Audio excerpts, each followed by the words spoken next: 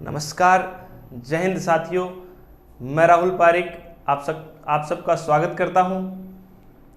इससे पहले हमने सांख्यिकी का परिचय ये टॉपिक कवर किया है। आज हम स्टार्ट करते हैं। फिर हमने समंक के प्रकार, मतलब डाटा कितने प्रकार के होते हैं, उनको संकलित करने की विधियां कौन कौन सी है, उनके ऊपर चर्चा की थी। आज हम स्टार्ट करते हैं वर्गीकरण, क्लासिफिकेशन। और आपके सिलेबस में लिखा हुआ है वर्गीकरण, क्लासिफिकेशन। वर्गीकरण है क्या?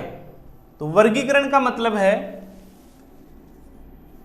जो हमने समंक या डेटा इकट्ठे किए हैं, संकलित समंकों के अनुसार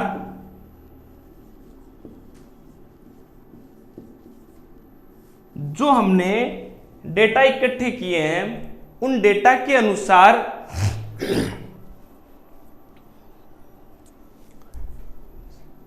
एक मिनट,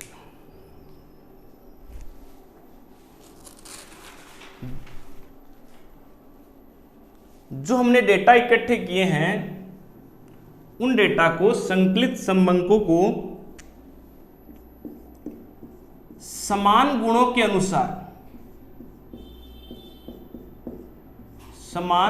अनुसार, विभिन्न वर्गों में बांटने की प्रक्रिया।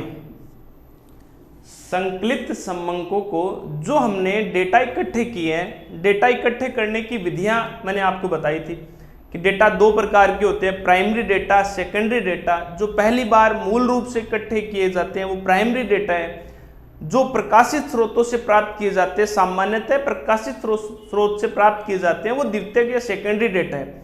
फिर मैंने आपको प्राइमरी डेटा को कलेक्ट करने की विधियां बताई थी और सेकेंडरी डेटा को कलेक्ट करने की विधियां बताई थी। तो वो जो हमने डेटा कलेक्ट किए हैं, उन डेटा को समान गुणों के अनुसार विभिन्न वर्गों में बांटने की प्रक्रिया। एक जैसे गुण है, एक जैसे डेटा है, उनको एक जगह रखो। इस प्रकार जो डेटा समान है उनको अलग वर्गीकरण, जो अलग प्रकार के उनका अलग वर्गीकरण। इस प्रकार समान गुणों के अनुसार विभिन्न वर्गों में बांटने की प्रक्रिया को वर्गीकरण बोलते हैं हम।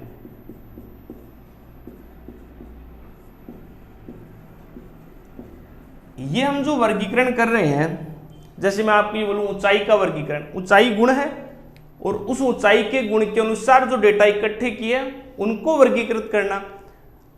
आय गुण है, मतलब व्यक्तियों की आय, और उस आय के अनुसार कि किस व्यक्ति की आय कितनी है, उन डेटा को इकट्ठे करना, उनको अलग सारणी में बनाना।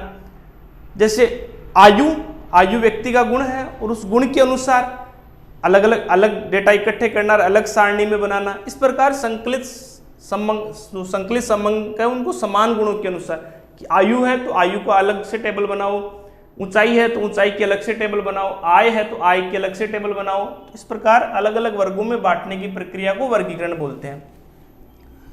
वर्गीकरण है ना, ये वर्गीकरण सारणियन का आधार प्रस्तुत करता है।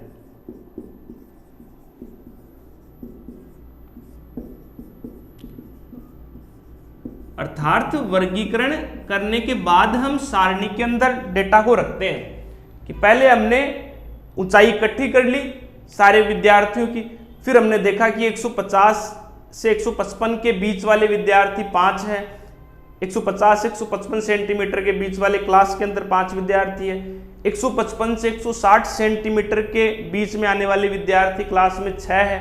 तो फिर उनको हम सारणी में लिखेंगे कि 150 से 155 तक 5 विद्यार्थी हैं, 155 से 160 तक 6 विद्यार्थी हैं, 160 से 165 तक 2 विद्यार्थी है।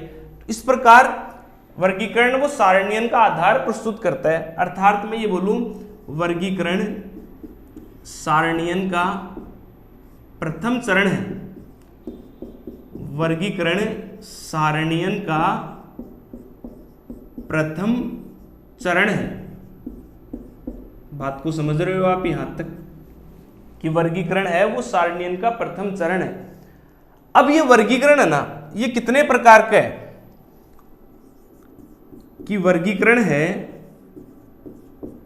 वो कितने प्रकार का है, किस प्रकार से हम डेटा को इकट्ठे करते हैं। यहां समझना, देखो कोई एक पर्सन बन सकता है, इसलिए ध्यान रखना है। और फिर भी मैं बार बार बोलता हूं उतना ही ध्यान रखना जितना बता रहा हूं, इससे ज्यादा कुछ पूछेगा नहीं आपको। तो वर्गीकरण के प्रकार कौन कौन से हैं? एक नंबर पर है मात्रात्मक, क्वांटिटिव। मात्रात्मक वर्गीकरण, आप इसे संख्यात्मक वर्गीकरण भी बोल सकते हो। मात्रात्मक वर्गीकरण या संख्यात्मक वर्गीकरण, आप इसे संख्यात्मक वर्गीकरण से भी समझ सकते हो। क्वांटिटिव वर्गीकरण, क्वांटिटिव क्लासिफिकेशन, यहां देखो वर्गीकरण का आधार है ना, वर्गीकरण का आधार मात्रा है। वर्गीकरण का आधार क्या है? यहां पर वर्गीकरण का आधार होती है मात्रा। और सामान्यतः ये वर्गीकरण है ना, सामान्यतः वर्गीकरण में, मतलब इस वर्गीकरण में वर्ग अंतराल बनाए जाते हैं। सामान्यतः इस वर्गीकरण में वर्ग अंतराल बनाए जाते हैं। एग्जाम्पल अभी मैंने बताया, वर्ग अंतराल कैसे, 150 से लेकर 155 सेंटीमीटर तक, ये मात्रा ही तो है ना। 150 से लेकर 155 सेंटीमीटर तक विद्यार्थी है, वो क्लास में 6 है, तो 6 मात्रा को ही तो बता रहे। 155 से 160 तक ये मात्रा ही तो है। और यहाँ इस वर्ग में आने वाले विद्यार्थियों की संख्या 4 है क्लास के अंदर। तो यहाँ सामान्यतः वर्गीकरण में वर्ग अंतराल बनाए जाते हैं। एक तो होता है मात्रात्मक वर्गीकरण, ध्यान रखना। अभी मैं इससे संबंधित आगे जब ये पूरा वर्गीकरण बताऊंगा तब इस वर्ग अंतराल से संबंधित कुछ महत्वपूर्ण इंपॉर्टेंट बातें और शामिल करेंगे हम, कि वर्ग अंतराल में क्या क्या आपको ध्यान में रखनी है, जो आगे हम करेंगे। अभी एक बार वर्गीकरण पढ़ लेते हैं। फिर 2 नंबर पर जो वर्गीकरण है, 1 नंबर पर तो मात्रात्मक वर्गीकरण, इसको मिटा ही देता हूं मैं।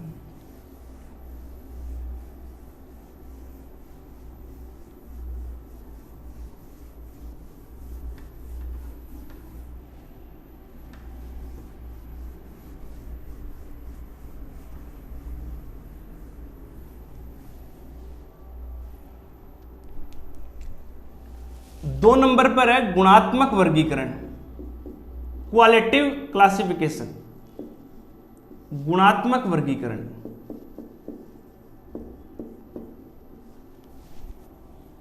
गुणात्मक वर्गीकरण के अंदर कि जहां वर्गीकरण का आधार, यहां वर्गीकरण का आधार क्या है? जहां वर्गीकरण का आधार गुण हो, जहां वर्गीकरण का आधार, सीधा प्रश्न आता है गुणात्मक वर्गीकरण में वर्गीकरण का आधार गुण है, मात्रात्मक वर्गीकरण में वर्गीकरण का आधार मात्रा है, और भी आगे हम पढ़ेंगे वर्गीकरण के प्रकार। तो जहां वर्गीकरण का आधार गुण हो वो गुणात्मक वर्गीकरण है। अब यहां देखो गुणात्मक वर्गीकरण के 2 प्रकार है। गुणात्मक वर्गीकरण के 2 प्रकार हैं। एक तो है द्वंद्व विभाजन वर्गीकरण। द्वंद्व विभाजन वर्गीकरण यहां लिख देता हूं, द्वंद्व विभाजन वर्गीकरण। और एक है बहुगुणी वर्गीकरण। अब ये द्वंद्व विभाजन वर्गीकरण क्या है कि जब एक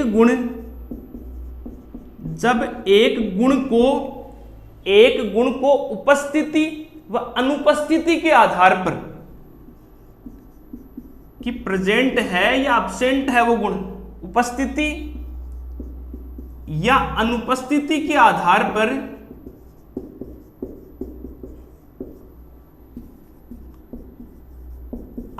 पर वर्गीकृत किया जाए।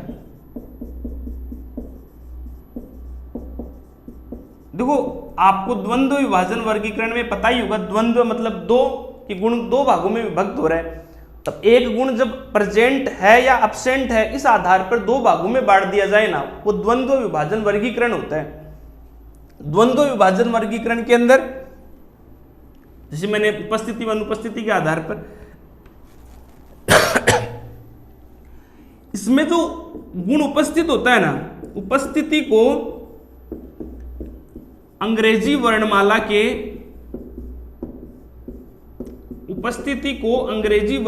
के बड़े अक्षर से बताया जाता है, बड़े अक्षर से, तथा अनुपस्थिति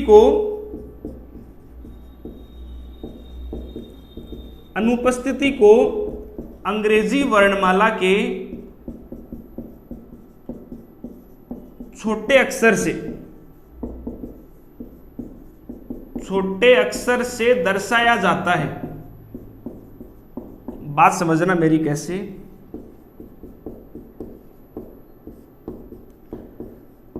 कि इसमें है क्या, पहले द्वंद्व विभाजन वर्गीकरण। जब एक गुण को उस गुण की उपस्थिति व अनुपस्थिति के आधार पर दो भागों में विभाजित कर देना, वो द्वंद्व विभाजन वर्गीकरण होता है। कि एक उपस्थित है गुण या अनुपस्थित है, दूसरा जहां गुण की उपस्थिति है उसे हम अंग्रेजी वर्णमाला के बड़े अक्षर से रखते हैं, अनुपस्थिति को अंग्रेजी वर्णमाला के छोटे अक्षर से प्रदर्शित करते हैं। एग्जाम्पल देखना, जैसे मैं ये बोलूं ये जनसंख्या है, नंबर ऑफ पॉपुलेशन, ये जनसंख्या है, इसमें साक्षरता का गुण, व्यक्ति साक्षर है तो उसके अंदर गुण विद्यमान है साक्षरता का, और व्यक्ति यदि ये गुण उपस्थित है, अनुपस्थित है तब निरक्षर है व्यक्ति, उपस्थित है व्यक्ति तब साक्षर है, और अनुपस्थित है तब व्यक्ति निरक्षर है। तो मैं ये बोलता हूं इससे तो अंग्रेजी वर्णमाला के बड़े अक्षर से दर्शा दिया और इससे अंग्रेजी वर्णमाला के छोटे अक्षर से दर्शा दिया। वैसे जैसे मैं लिखूं जनसंख्या, यहां लिख दूं साक्षर की जगह विवाहित, तो विवाहित है तो ये गुण उपस्थित है उसमें विवाहित का, और अविवाहित है तब अनुपस्थित है, तो यहां अविवाहित लिखूं तब स्मॉल ए से लिख दिया जाएगा। तो ध्यान रखना द्वंद्व विभाजन वर्गीकरण क्या होता है, तो आप देख लो, स्क्रीनशॉट ले लो इसका।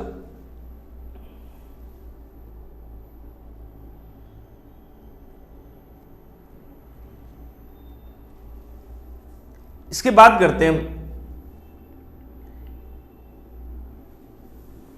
एक प्रकार तो लिख दिया मैंने, दूसरा प्रकार यही लिख देता हूं मैं, बहुगुणी वर्गीकरण।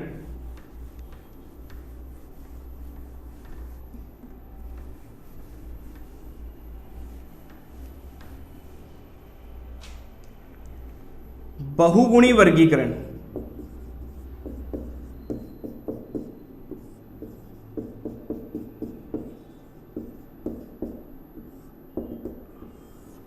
अब नाम से स्पष्ट है, बहुगुणी अंग्रेजी में बोलते हैं मैनीफोल्ड। बहुगुणी वर्गीकरण मतलब एक से अधिक गुणों के अनुसार वर्गीकृत किया जाए। तो एक से अधिक गुणों के अनुसार, एक से अधिक गुणों के अनुसार वर्गीकरण, वो बहुगुणी वर्गीकरण हो गया। एक से अधिक गुणों के अनुसार वर्गीकरण किया जाए डेटा को तो वो बहुगुणी वर्गीकरण। एग्जाम्पल, जैसे ये जनसंख्या है, अभी मैंने बता ही दिया छोटे अक्षर और बड़े अक्षर। जनसंख्या में हमने मान लिया कि पुरुष की, हमने ये यहाँ गुण का मतलब है पुरुष की, पुरुषत्व का गुण, तो जो पुरुष नहीं है वो स्त्री, उसको हम अब्सेंट मान लेंगे, अनुपस्थित गुण मान लेंगे। तो पुरुष और महिला जनसंख्या के अंदर, या महिला को प्रेजेंट मानोगे तो पुरुष को एब्सेंट मान लेंगे।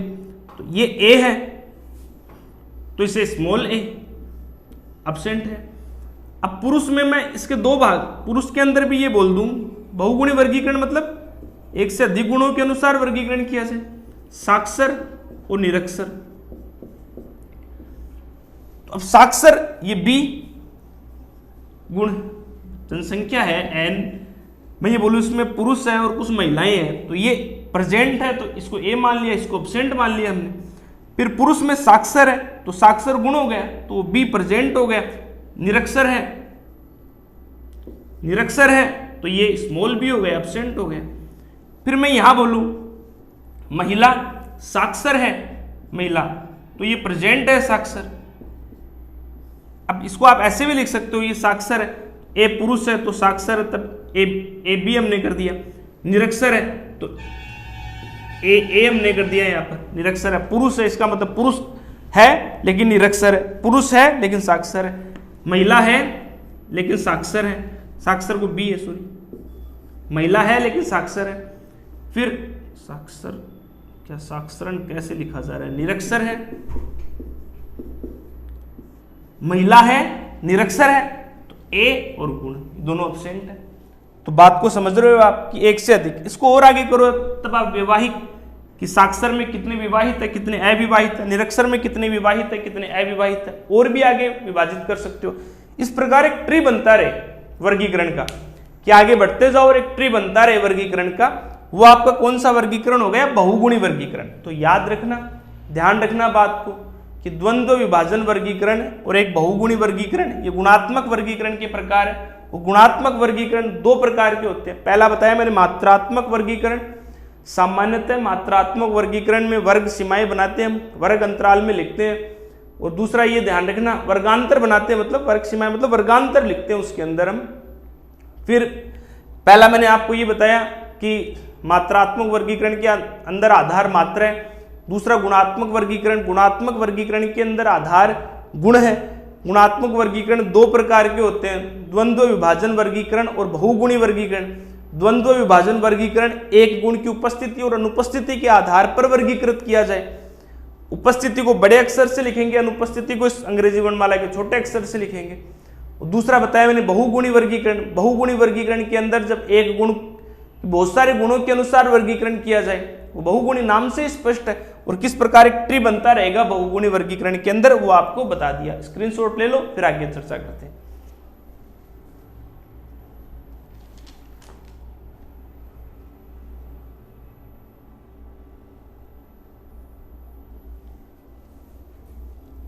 तीसरा प्रकार है वर्गीकरण के अंदर भौगोलिक वर्गीकरण।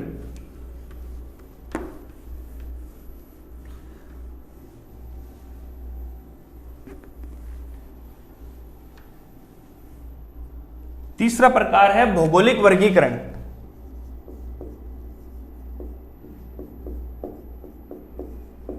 ज्योग्राफिकल क्लासिफिकेशन, भौगोलिक वर्गीकरण या क्षेत्रीय वर्गीकरण, रीजनल क्लासिफिकेशन भी बोल सकते हो आप इसे, क्षेत्रीय वर्गीकरण।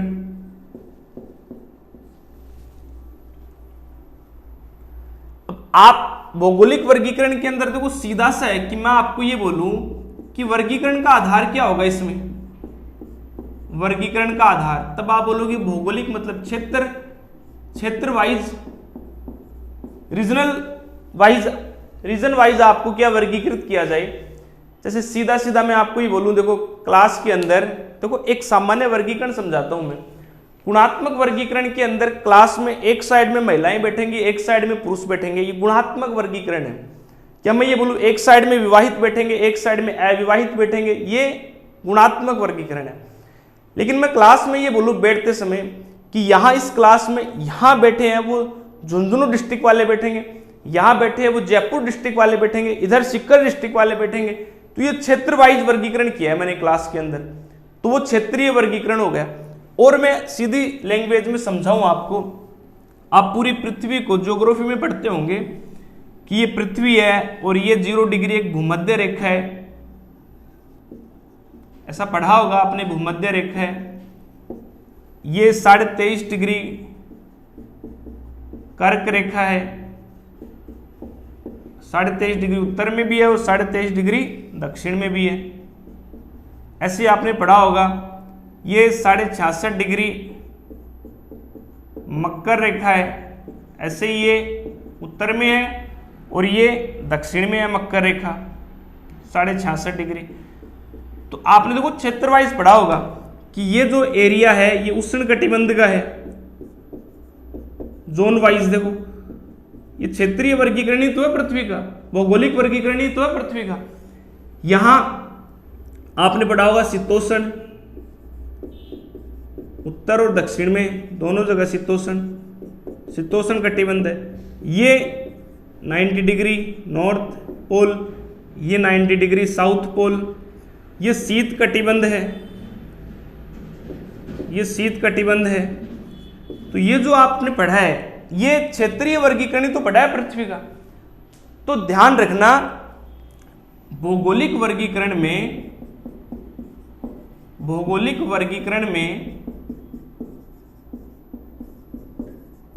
समंक को मानचित्र के अनुसार प्रस्तुत करने का तरीका सर्वाधिक उपयुक्त है। मानचित्र के अनुसार प्रस्तुत करने का, आगे प्रस्तुतिकरण में भी पढ़ेंगे हम, लेकिन यहां लिख देता हूं मैं, भौगोलिक वर्गीकरण में समंक को मानचित्र के अनुसार प्रस्तुत करने का तरीका सर्वाधिक उपयुक्त है। तो ये भी आप ध्यान रखना कि भौगोलिक वर्गीकरण को सबसे बेस्ट तरीके से प्रस्तुत किया जाता है मानचित्र के अनुसार, सर्वाधिक उपयुक्त है। तो ये ध्यान रखना। ये तीसरा हो गया आपका भौगोलिक वर्गीकरण। वर्गीकरण के प्रकार पढ़ रहे हैं। पहला हमने पढ़ा है मात्रात्मक वर्गीकरण, क्वांटिटिव। दूसरा पढ़ा हमने गुणात्मक वर्गीकरण, क्वालिटिव क्लासिफिकेशन। तीसरा पढ़ा हमने क्षेत्रीय वर्गीकरण या भौगोलिक वर्गीकरण, ज्योग्राफिकल वर्गीकरण, तो क्लासिफिकेशन। तो ये ध्यान रखना। और चौथा है, यही लिख देता हूं मैं, चौथा वर्गीकरण है क्रोनोलॉजिकल, काल क्रमानुसार वर्गीकरण, क्रोनोलॉजिकल वर्गीकरण। और यहां देखो सीधा सीधा है, वर्गीकरण का आधार है ना, वो ध्यान में रखना, वर्गीकरण का आधार समय है। वर्गीकरण का आधार क्या होता है? समय है। जैसे मैं आपको ये बोलूं, बिजली बोर्ड के अंदर बिजली के बिलों का वर्गीकरण किया जाता है, तो वो क्या, बिजली के बिल मंथली वाइज आते हैं, 2 मासिक आते हैं, जो भी एक तरीका है कि जैसे बिजली के बिल 2 महीने से आ रहे हैं, तो वो समय के अनुसार ही तो वर्गीकरण किया गया है। तो वो क्या वर्गीकरण क्या है? जैसे मैं ये बोलूं, बिजली के मासिक बिजली के बिल या द्विमासिक बिजली के बिल, मासिक बिजली के बिल 2 महीने से 3 महीने से जो भी आते हैं, वो वर्गीकरण क्या है? एग्जाम्पल, वो आपका कौन सा वर्गीकरण है? काल क्रमानुसार वर्गीकरण ही तो है। तो इस बात को ध्यान रखना आप कि काल क्रमानुसार वर्गीकरण क्या है। जब वर्गीकरण का आधार क्या हो, जहां पर समय हो, वो काल क्रमानुसार वर्गीकरण है। और जैसे मैं एक सिंपल सी लैंग्वेज में आपको समझाऊं, अभी वर्तमान समय में या अभी पिछले 1-1.5 महीने से जो सर्दियां स्टार्ट होने वाली हैं, अभी अक्टूबर के महीने में शुरुआत में, तो आपने सुना होगा डेंगू बुखार ज्यादा हो रही थी। और डेंगू बुखार में जब प्लेटलेट्स का मापन किया जाए, तो वो वर्गीकरण देखो समय के अनुसार कि सुबह आपकी प्लेटलेट्स कितनी थी, इतनी, अब दवा लेने के बाद दोपहर में प्लेटलेट्स में इंक्रीज हुई, शाम को प्लेटलेट्स कितनी है, रात को प्लेटलेट्स कितनी है। तो ये जो वर्गीकरण है, मापन है, ये समय के अनुसार ही तो किया जा रहा है। तो जहां वर्गीकरण का आधार समय हो, काल हो, वो काल क्रमानुसार वर्गीकरण है। तो हमने क्या 4 प्रकार पढ़े हैं। 4 प्रकार कौन कौन से पढ़े हैं? पहला प्रकार हमने पढ़ा है क्वांटिटिव या संख्यात्मक या अंकात्मक वर्गीकरण, मात्रात्मक वर्गीकरण, जहां वर्गीकरण का आधार मात्रा हो, सामान्यतः जिसके अंदर वर्गांतर बनाए जाते हैं। यदि मैंने वर्ग सीमा भी लिख दिया हो, तो वर्गांतर जिसमें बनाए जाते हैं, तो ध्यान रखना, ये सही कर लेना। वहां पर वर्गांतर के अनुसार सामान्यतः जहां वर्गीकरण किया जाता है, वो आपका मात्रात्मक वर्गीकरण है, आधार है मात्रा। दूसरा वर्गीकरण पढ़ा हमने गुणात्मक वर्गीकरण, गुण के अनुसार। गुण मतलब आप में विवाहित का गुण, आप साक्षर हो, आपके अंदर गुण है, आप धनवान हो, आप निर्धन हो, ये गुण है व्यक्ति के अंदर, आप बुद्धिमान हो, ये व्यक्ति के अंदर गुण है। तो गुण के अनुसार वर्गीकरण किया जाए, वो गुणात्मक वर्गीकरण। 2 वर्गीकरण बताए मैंने इसमें, द्वंद्व विभाजन वर्गीकरण और बहुगुणी वर्गीकरण। जब एक गुण को उपस्थित और अनुपस्थित के आधार पर वर्गीकृत किया जाए, तो वो तो आपका द्वंद्व विभाजन वर्गीकरण। तो 2 भागों में विभाजित हो गया ना, उपस्थित है, अनुपस्थित है। उपस्थिति को बड़े अक्षर से दर्शाएंगे और अनुपस्थिति को छोटे अक्षर से।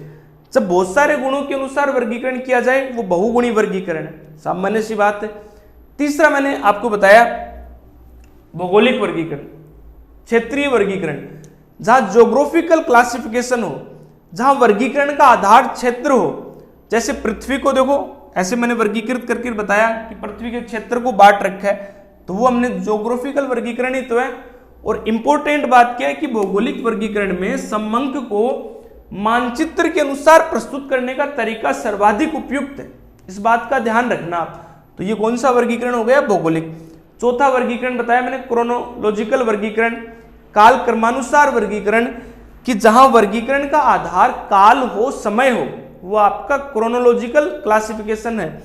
और जैसे एग्जाम्पल के तौर पर मासिक बिजली का बिल, और भी छोटे छोटे आप एग्जाम्पल ले सकते हो दैनिक व्यवहार के, तो ये आपका वर्गीकरण। अब आगे हम चर्चा करेंगे अगली क्लास के अंदर कि वर्गीकरण के अंदर जो वर्गांतर बनाए उसमें कौन कौन सी चीजें उपयुक्त है। वर्गीकरण करेंगे तो हमें श्रेणियां बनानी पड़ेंगी, हमें कि खंडित श्रेणी है, अखंडित श्रेणी है, ऐसे श्रेणियां बनाएंगे हम कि कौन सी तो व्यक्तिगत श्रेणी होती है, इंडिविजुअल सीरीज कौन सी होती है, खंडित सीरीज कौन सी होती है। थोड़ी चर्चा कर ही लेता हूं मैं आज आपसे, थोड़ी चर्चा कर ही लेते हैं हम आगे, जिससे क्या है फिर हमें सारणीयन, आगे जो टॉपिक पढ़ेंगे हम सारणीयन टॉपिक पढ़ेंगे, जो छोटा सा उसके साथ में क्या है अन्य जो महत्वपूर्ण शब्दावली है वो भी पूरी हो जाएंगी। ज्यादा बड़ी क्लास नहीं होगी आपकी, आपको बहुत ज्यादा पढ़ना नहीं पड़ेगा, थोड़ी थोड़ी देर में अच्छा मैटर पढ़ लोगे आप। तो आगे देखो हमें इंपॉर्टेंट है, कुछ सीरीज पढ़नी पड़ेगी, श्रेणियां पढ़नी पड़ेगी। और श्रेणियां देखो 3 प्रकार की है, आज मैं यहां आपको थोड़ी चर्चा कर लेता हूं। एक तो व्यक्तिगत श्रेणी, इंडिविजुअल सीरीज, एक खंडित श्रेणी,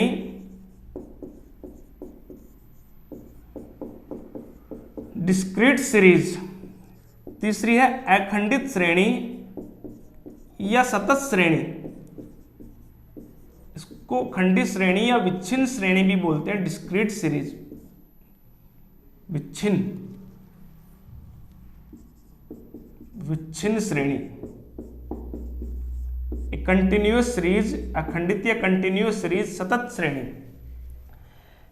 व्यक्तिगत श्रेणी के अंदर डाटा है वो सारे बिखरे हुए रहेंगे, इंडिविजुअल अलग अलग मिलेंगे आपको व्यक्तिगत श्रेणी, और जिसके अंदर आवर्ती ना दे रखी हो, कि डाटा दे रखे हैं व्यक्तिगत रूप से बिखरे हुए, लेकिन किसी भी डेटा की आवर्ती नहीं दे रखी हो, फ्रीक्वेंसी नहीं दे रखी हो, वो क्या आपके व्यक्तिगत सीरीज है, व्यक्तिगत श्रेणी है। खंडित श्रेणी क्या है, जिसके अंदर आपको चर डेटा भी दे रखे हैं और उन डेटा की साथ में आवर्ती भी दे रखी है, डेटा दे रखी है और उन डेटा की आवर्ती भी दे रखी है, वो आपके कौन से है, खंडित है। और दूसरा खंडित चर है, उन्हें हम एग्जैक्ट मेजरमेंट करते हैं, खंडित चर का एग्जैक्ट मेजरमेंट कैसे, कि जहां दशमलव नहीं आए। जैसे मैं आपको ये बोलूं कि खंडित कहां दशमलव नहीं आएगा, दुर्घटना में मरने वाले व्यक्तियों की संख्या है वो 10 है, तो आप देखो कि 2000 ऐसे आप वर्गीकरण कर रहे हो कि 2010 में दुर्घटना हुई, उसमें मरने वाले व्यक्तियों की संख्या 10 है, 2011 में मरने वाले व्यक्तियों की संख्या 5 है, 2012 में दुर्घटना से मरने वाले व्यक्तियों की संख्या 3। आप ऐसे एनालिसिस कर रहे हो कि क्या भारत में रोड स्ट्रक्चर अच्छा हुआ है तो उससे दुर्घटना में कमी आई क्या 2010 के बाद में, तो क्या इसको 10.5 भी लिख सकते हो क्या, आप पॉइंटों में दर्शा सकते हो क्या इस चीज को, नहीं। तो खंडित श्रेणी जहां पर आवर्ती तो हो, चर की आवर्ती दे रखी हो और चर दे रखा हो, मतलब डेटा है वो चर दे रखा हो आपको और उसकी आवर्ती दे रखी हो, लेकिन एग्जैक्ट मेजरमेंट हो, दशमलव में नहीं आए, वो आपकी क्या है, खंडित श्रेणी है। जैसे पृष्ठ की संख्या पॉइंट में आ सकती है, क्लास में बैठे विद्यार्थियों की संख्या पॉइंट में आ सकती है, तो वो सारे क्या खंडित श्रेणी है। अखंडित या सतत श्रेणी कौन सी है, कि जहां पर वर्गांतर बनाए जाएं, यहां तो सीधे डाटे बिखरे हुए मिलेंगे, व्यक्तिगत मिलेंगे डाटा, कि जैसे क्लास के विद्यार्थी उनकी आयु देख रहे हो कि आप छोटी क्लास को पढ़ा रहे हो तो 12 वर्ष, एक की 13 वर्ष है ना, ऐसे दे रखी है, यहाँ 18 वर्ष, कोई ज्यादा बड़ा, ऐसे अलग अलग डेटा दे रखी है। तो वहां आप क्या सारे सीधी आयु दे रखी हो, आवर्ती नहीं दे रखी है, सारे 12, 13, 18, 15, 20, 25 ऐसे पूरी क्लास के डेटा लिखे हुए हैं, किसी की भी आवर्ती नहीं है, वो तो व्यक्तिगत श्रेणी है, इंडिविजुअल सीरीज है। खंडित या विच्छिन्न श्रेणी जहां पर डेटा चर के साथ साथ में उनकी आवर्तियां भी मिले, लेकिन चर का एग्जैक्ट मेजरमेंट हो, यथार्थ माप हो, जहां दशमलव नहीं आए, वो क्या खंडित श्रेणी है। एग्जाम्पल के तौर पर पृष्ठ की संख्या, क्लास के विद्यार्थियों की संख्या, दुर्घटना में मरने वाले व्यक्तियों की संख्या, वो क्या पॉइंट में नहीं आ सकती। अखंडित श्रेणी जहां पर वर्गांतर भी दे रखी हो साथ में, इस डेटा को, जो खंडित श्रेणी के डेटा को वर्गांतर में भी बांट लिया, कि जैसे मैं ये बोलूं वर्गांतर का मतलब कि क्लास में 150 से लेकर 155 सेंटीमीटर की हाइट वाले विद्यार्थियों की संख्या ना, उनकी आवर्ती दे रखी है 4। 155 से लेकर 160 वर्गांतर है, मतलब वो सॉरी सेंटीमीटर है, इसके बीच बैठने वाले विद्यार्थियों की संख्या 5 है। तो जहां पर आपको वर्गांतर मिले साथ साथ में आपको आवर्ती भी दे रखी हो, वो क्या है, अखंडित सीरीज है, जहां डेटा को दशमलव में भी लिखा जा सकता है, इसलिए इस खंडित श्रेणी का उपयोग करते हैं। वरना तो अखंडित का प्रयोग करते हैं हम कंटिन्यूअस का, वरना तो खंडित में लिख लेते। खंडित में हम वहां जहां डेटा दशमलव में नहीं लिखा जाएगा, यहां वर्गांतर है, दशमलव में लिखा जा सकता है, साथ साथ में आवर्ती भी बना दे रखी होगी। तो इसके आधार पर, इस डेटा के आधार पर जो सीरीज बनाएंगे वो आपकी खंडित सीरीज बनेगी, इन डेटा के आधार पर जो बनाएंगे वो अखंडित बनेगी, और इसके आधार पर जो बनाएंगे वो व्यक्तिगत सीरीज होगी। अखंडित के भी प्रकार होंगे, समावेशी और अपवर्जी। समावेशी और अपवर्जी का अंतर क्या है, और अखंडित क्या है, व्यक्तिगत क्या है, ये सारे कैसे लिखना आपको, मैं ये आपको कल लिखाऊंगा। आज थोड़ा सा साथ साथ में परिचय बता दिया, कल जो हम पढ़ेंगे सारणियन के साथ में, तो आपको ये बातें ध्यान में रहे। धन्यवाद। इसके आगे हम नेक्स्ट क्लास में करते हैं।